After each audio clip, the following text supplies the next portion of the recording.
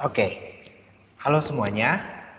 Selamat datang di video pembelajaran seni budaya hari ini. Hari ini kita akan membahas tentang berkarya seni rupa 3 dimensi. Oke, yang mana minggu lalu kita udah ngebahas tentang seni rupa 3 dimensi, dari definisinya, dari nilai estetikanya, dan dari tema-tema yang ada di dalam seni rupa 3 dimensi. Hari ini kita akan bahas lanjutan dari materi sebelumnya. Oke? Yang hari ini yang kita akan diskusikan, yang akan kita bahas adalah media berkarya seni rupa 3 dimensi.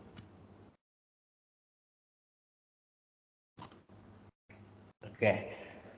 Media berarti tempat untuk menuangkan karyanya. Misalnya seperti yang kita udah pelajari di 2 dimensi, kan ada bahan dan alat dan media. Bahan dan alat itu seperti cat, brush, dan pensil color, itu bahan dan alat. Sementara media adalah tempat untuk kita menuangkan karya tersebut. Kalau 2 dimensi itu medianya adalah buku gambar, terus ada kanvas, terus ada bidang datar, mungkin dinding untuk kita membuat lukisan itu. Nah, di dalam karya seni rupa 3 dimensi, medianya adalah patung dan kriya. Sebenarnya banyak sekali karya seni rupa 3 dimensi itu bisa dijadikan tidak hanya patung dan seni kriya, tapi banyak. Namun di sini saya hanya menjelaskan 2 media ini, patung dan seni kriya. Akan sedikit banyak pembahasannya, namun mungkin di video kali ini saya hanya menjelaskan tentang patung. Oke, kita akan membahas lebih detail tentang patung. Patung. Kita tahu patung itu apa. Hampir dari kita pernah melihat patung itu seperti apa.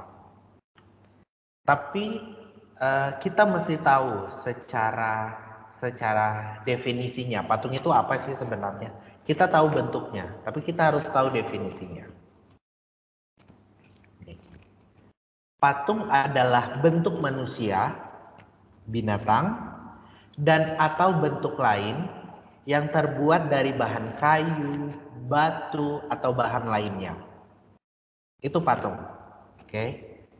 Nah, patung itu berasal dari kata sculpture atau berpadanan dengan kata to curve yang berarti memahat atau mengurangi. Jadi patung itu sebenarnya misalnya kayak anggapannya batu. Batu tuh kayak terbentuknya tuh bulat gitu. Nah, dipahat akhirnya menjadi suatu bentuk. Nah, itu kan patung. Nah, patung itu berasal dari kata sculpture yang sinonimnya itu to curve. Itu definisi patung.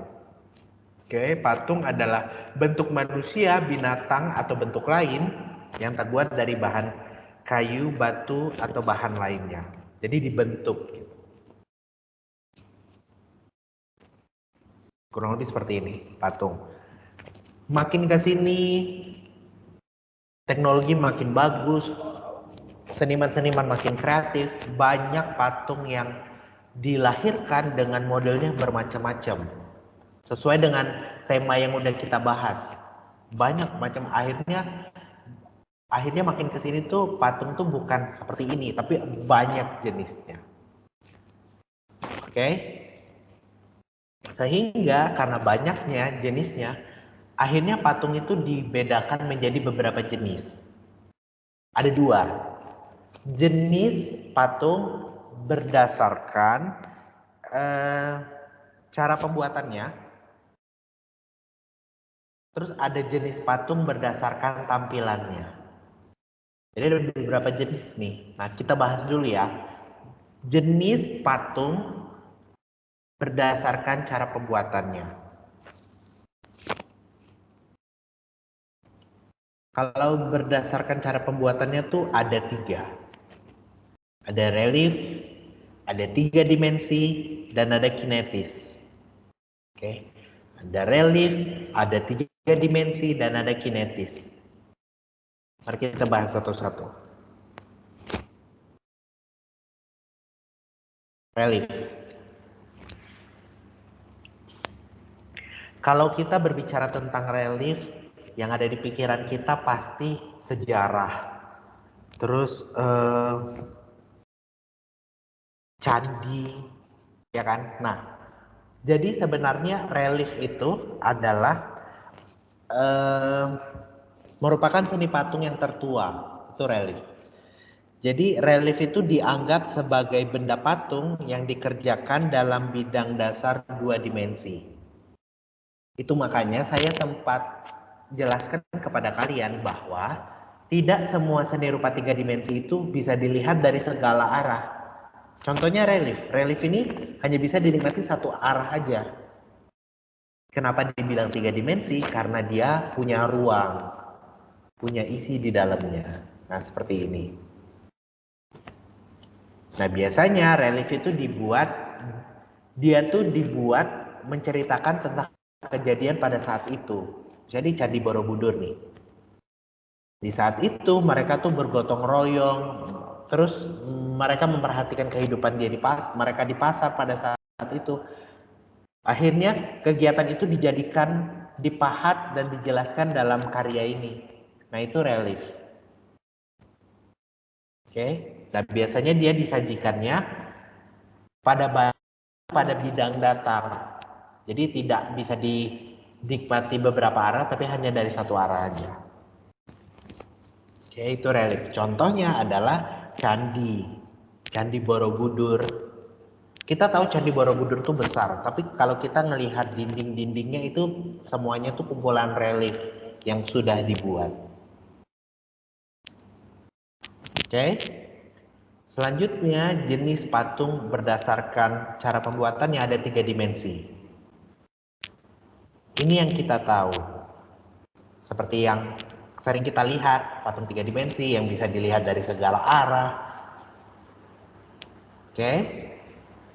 Selanjutnya ada jenis patung berdasarkan cara pembuatannya kinetis namanya. Kinetis ini apa sih, Mister? Kinetis ini adalah patung dengan dibuatnya dengan mengandalkan mesin atau dengan mengandalkan teknis lain sehingga ditampilkannya itu tidak hanya diam namun bergerak. Namun bergerak, dia disajikannya tidak hanya diam gitu, tapi bergerak. Itu yang saya bilang, makin ke sini seniman tuh makin kreatif. Mereka bisa membuat apa saja yang menurut mereka keren, bahkan dengan bantuan robot sekalipun. Contohnya seperti ini. Silakan dilihat. Salah satu contoh patung kinetis.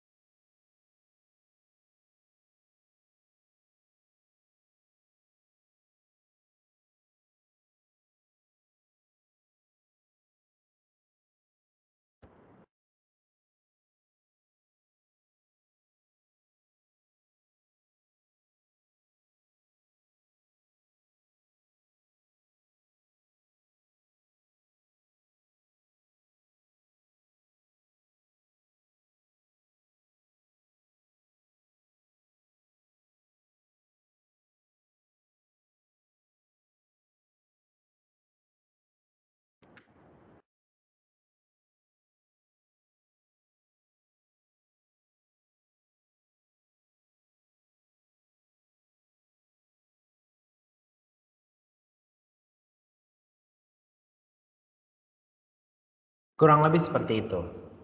Oke. Kinetis. Jenis patung kinetis. Jenis patung ini ditampilkan disajikan dengan patung yang bergerak. Oke, seperti yang kita lihat, patungnya tuh ditampilkannya tuh dengan membutuhkan bantuan mesin, angin, atau air. Kurang lebih seperti itu. Oke. Mungkin dari video ini kalian pernah lihat, tapi kalian tidak tahu bahwa itu sebenarnya adalah jenis patung. Jenis patung kinetis. Oke? Jenis patung berdasarkan cara pembuatan. Ada relief, ada 3 dimensi, ada kinetis. Selanjutnya,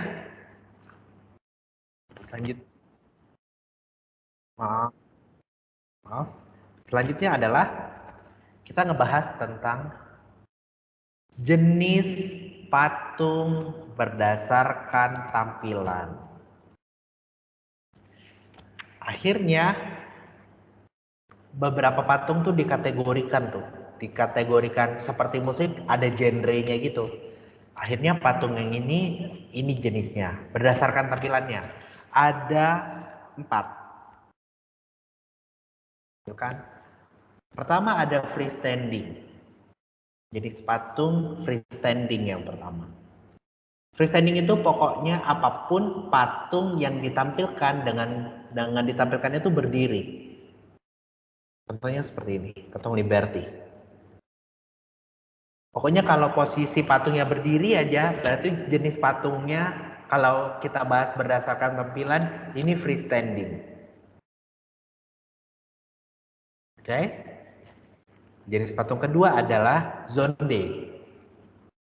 Jenis patung ini, jenis patung yang ditampilkan posisinya, apapun posisinya, kecuali tidak berdiri. Zonde itu patung yang ditampilkan dengan posisi apapun kecuali posisi berdiri. Karena posisi berdiri udah sama freestanding kan, udah termasuk freestanding. Itu termasuk zonde. Patungnya duduk, patungnya bersila, patungnya rebahan mungkin, nah itu termasuk zonde. Oke. Selanjutnya adalah jenis patung berdasarkan tampilan selanjutnya adalah boss.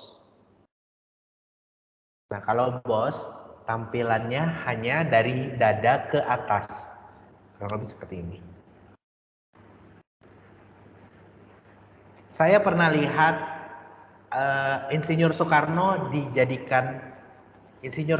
gambarnya dijadikan patung seperti ini. Dia hanya dari dada dan ke kepala.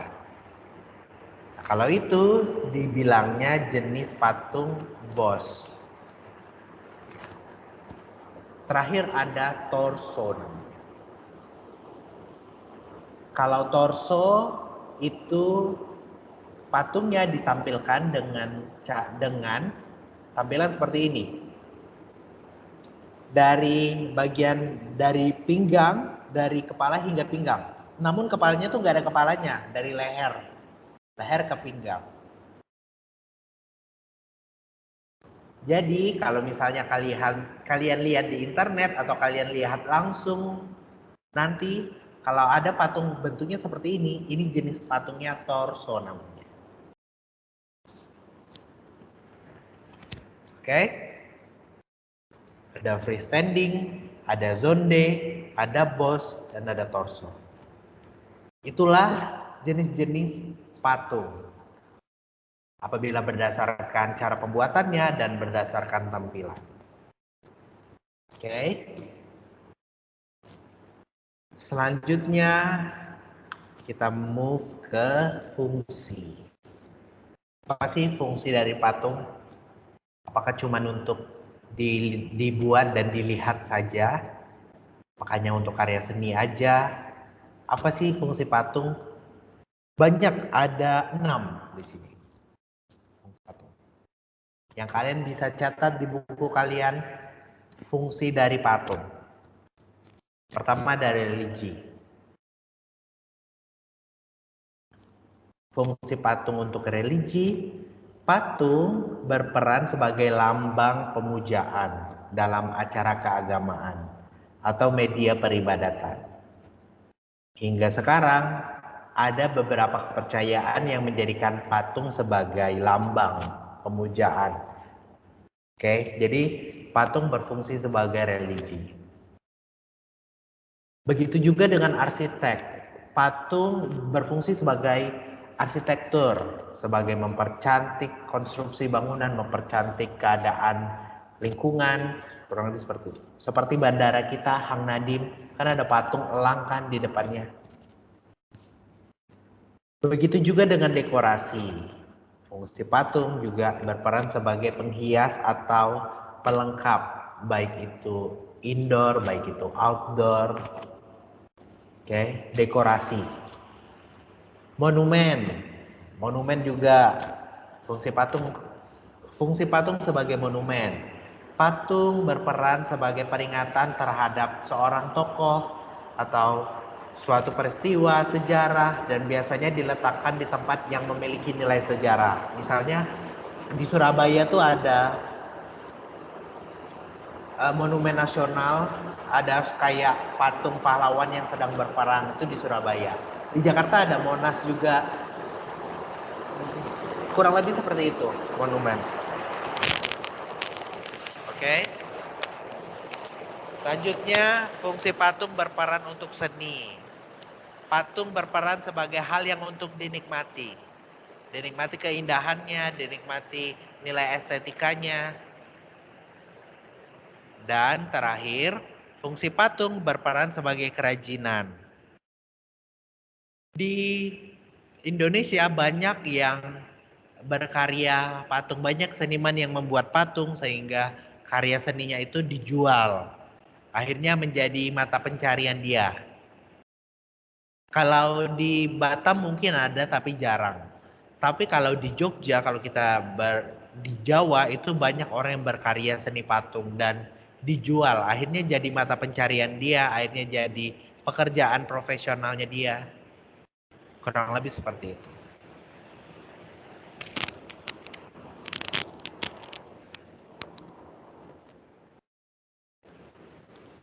Oke.